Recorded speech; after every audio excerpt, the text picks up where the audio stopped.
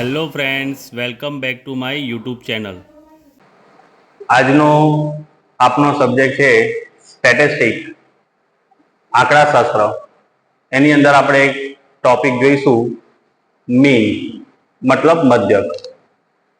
તો કોઈ પણ આપણને ડેટા આપ્યો હોય તો એ ડેટા અનગ્રુપ ડેટા હોય કાં તો ગ્રુપ ડેટા હોય.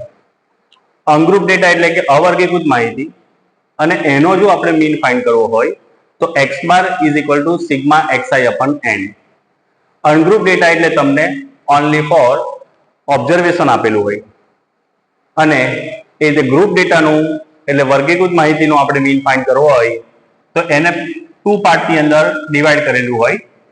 એક તો ડિસ્ક્રીટ ફ્રીક્વન્સી અને એટલે કે અસતત માહિતી, એનું આપણે મીન ફાઇન્ડ કરવું હોય તો mean is equal to sigma fi upon sigma fi એ ફોર્મ્યુલા યુઝ કરવી પડે.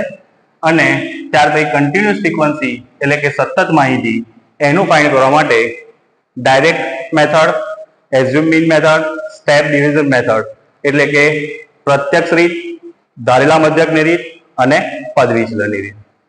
તો આ જે ટોપિક છે એ તમને ધોરણ 7 ની અંદર તમને આ અનગ્રુપ ડેટાનું પરીક્ષાની અંદર પૂછી શકે છે. એ રીતે તમને 10મામાં અને ધોરણ 11 ની અંદર તમારે આ બધી જ વસ્તુ પરીક્ષાની અંદર આવી શકે છે.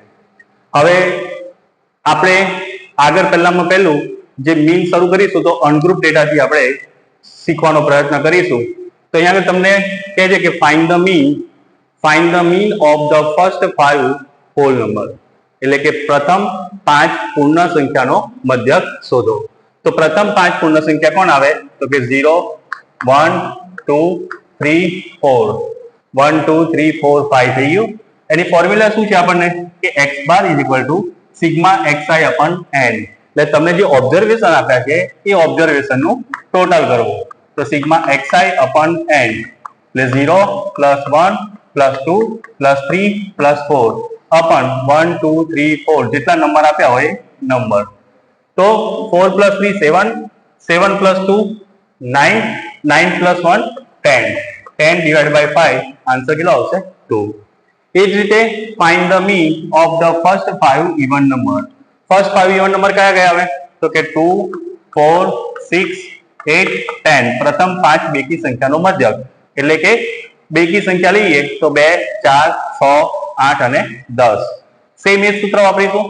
તો x bar is equal to sigma xi upon n એટલે કે 2 plus 4 plus 6 plus 8 plus 10 divide by n એટલે 1, 2, 3, 4, 5 ડિવાઈડ બાય 5. આનું ટોટલ કરીએ તો 2 plus 4 6, 6 plus 6 12, 12 plus 8 20, 20 plus 10 30, 30 divide by 5. 5 નું ટેબલ ક્યાં લગી બોલીશું 30 આવે ત્યાં સુધી. તો 5 6 30. તો આ રીતે મીન ફાઇન્ડ કરવું હોય બરાબર અનગ્રુપ ડેટાનું તો x bar is equal to sigma xi upon n તમે આ રીતે એને શોધી શકો. એ જ રીતે આપણે હવે ડિસ્ક્રીટ ફ્રીક્વન્સી એટલે કે અસતત માહિતી જોઈશું. હવે આ x બાર એનું ફોર્મ્યુલા છે x bar is equal to sigma fi xi upon sigma fi. આ પણ તમે બીજી 2 મિનિટથી શોધી શકાય છે, પણ આપણે એક જ અહીંયા મેથડ જોઈશું mean is equal to sigma fi xi upon sigma fi. તો અહીંયા xi અને કોણ આપેલું છે fi, તો એનું મીન ફાઇન્ડ કરવું હોય તો આપણે પહેલું xi અને fi જે તમને ક્વેશ્ચનમાં આપ્યું હોય એ આપણે અહીંયા લખીશું. તો સૌપ્રથમ xi માં કોણ છે તો કે 0, 1, 2, 3, 4, 5 એટલે ઓબ્ઝર્વેશન આપ્યું છે. fi એટલે ફ્રીક્વન્સી જેને ગુજરાતીમાં આવૃત્તિ કહેવાય. તો 10, 20, 30, 10, 20, 10. તો આપણે આનું ફોર્મ્યુલા જોઈએ તો સૌપ્રથમ ફોર્મ્યુલા કહે છે કે x bar is equal to sigma fi xi upon sigma fi. Sigma fi xi એટલે તો કે xi અને fi નું મલ્ટીપ્લાય એટલે કે ગુણાકાર કરવાનો. તો fi xi તો કે 0 મલ્ટીપ્લાય બાય 10 તો આન્સર શું આવે 0. 1 મલ્ટીપ્લાય બાય 20 એટલે 20. 2 3 જા 6 એટલે 30 મલ્ટીપ્લાય બાય 2 60. 3 1 જા 3 એટલે 30. 4 2 જા 8 એટલે 80 અને 5 10 જા 50.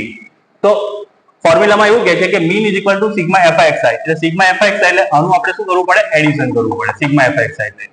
તો આપણે એડિશન કરીએ તો 0 0 0 0 0 આવશે. 5 + 8 13, 13 + 3 16, 16 + 6 22, 22 + 2 એટલે 24. તો 24 થશે. એ રીતે સિગ્મા એફઆઈ એટલે આનું ટોટલ કરીશું તો 0 0 0 0 0 તો અહીંયા 0 આવશે. 1 + 2 3, 3 + 1 4, 4 + 3 7, 7 + 2 9, 9 + 1 10. તો અહીંયા સિગ્મા એફઆઈ એટલે કોણ આવ્યું 240 ડિવાઇડ બાય સિગ્મા એફઆઈ એટલે 100. તો આપણે 0 કટ 0 કટ તો 24 ડિવાઇડ બાય 10 એટલે આન્સર 2.4 આવશે. એ જ રીતે આપણે બીજો ક્વેશ્ચન આપણે જોઈએ કે xi fi સમજીએ આપણે. xi એટલે ઓબ્ઝર્વેશન જેને આપણે અવલોકન કહીએ છીએ. અહીંયા 0 1 2 3 4 and 5 આપેલું છે અને ફ્રીક્વન્સીમાં તો 4 8 23 8 6 and 3. તો પહેલામાં પેલું ફોર્મ્યુલા આપણે જોઈએ તો મીનની formula x bar equal to sigma fi xi upon sigma fi. Sigma fi xi એટલે આ બેનું ફરી મલ્ટીપ્લાય કરીશું fi xi. તો પહેલા પેલું 0 × 4 તો શું આવશે 0. 8 × 1 = 8, 23 × 2 એટલે 46, 3 × 8 = 24, 4 × 6 = 24, 5 × 3 = 15. તો આપણે આનું એડિશન કરીશું તો 8 + 6 14, 14 + 4 18, 18 + 4 22, 22 + 5 તો 22 + 5 એટલે સોરી ફરી કરીએ 5 + 4 9, 9 + 4 13, 13 + 6 19, 19 + 8 તો 27, 22 2 + 4 6 7 8 9 10 11 તો 117.